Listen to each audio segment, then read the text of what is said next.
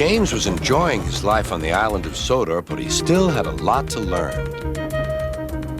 "You're a special mixed traffic engine," said Sir Topham Hatt. "You can pull coaches or freight cars quite easily, but you must learn by your mistakes."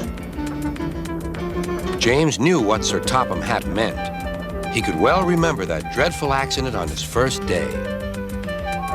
"Be careful with the coaches, James," said kind little Edward. "They don't like being bumped." Everyone came to admire James.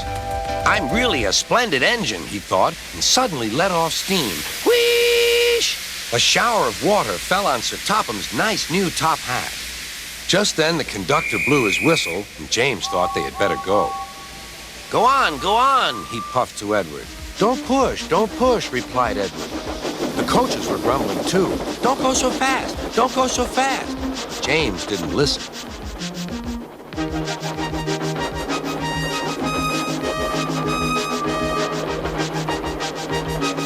When at last they stopped at the next station, 2 coaches were beyond the platform. They had to go back to let the passengers out. But no one seemed to know about Sir Topham's new hat, so James felt happier. Presently, they came to the station where Thomas was waiting with his 2 coaches. Hello, James, said Thomas. Feeling better? That's good. Oh, that's my conductor's whistle. I must go. I don't know what Sir Topham Hatt would do without me to run this branch line. And he puffed off importantly. Edward and James passed the field where James had had his accident. The fence was mended and the cows were back again.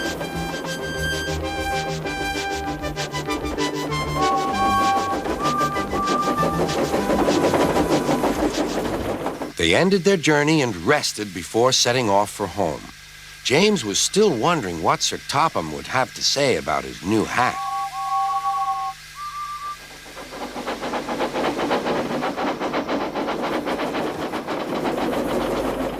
Next morning, he spoke severely to James. If you can't behave, I shall take away your red coat and have you painted blue. James didn't like that at all. He was very rough with the grumbling coaches as he brought them to the platform. Don't talk, come on. Gordon never has to fetch his own coaches, he thought to himself, and he's only painted blue. To make James even more cross, this time no one came near him. I'll show them, he thought. They think Gordon is the only engine who can pull coaches.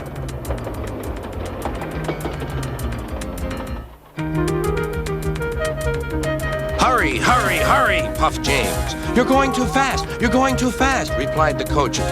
James laughed and tried to go faster, but the coaches wouldn't let him. We're going to stop, we're going to stop.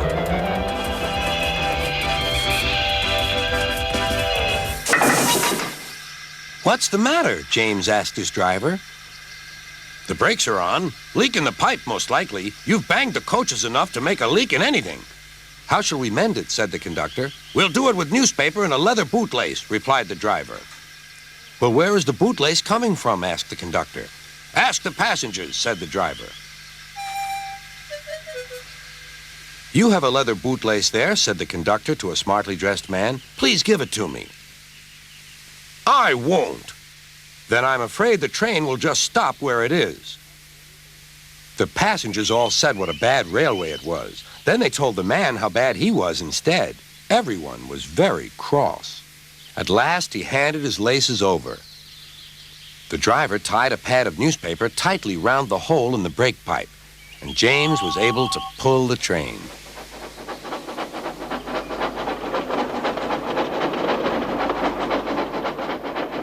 But he was a sadder and wiser James and took care never to bump coaches again.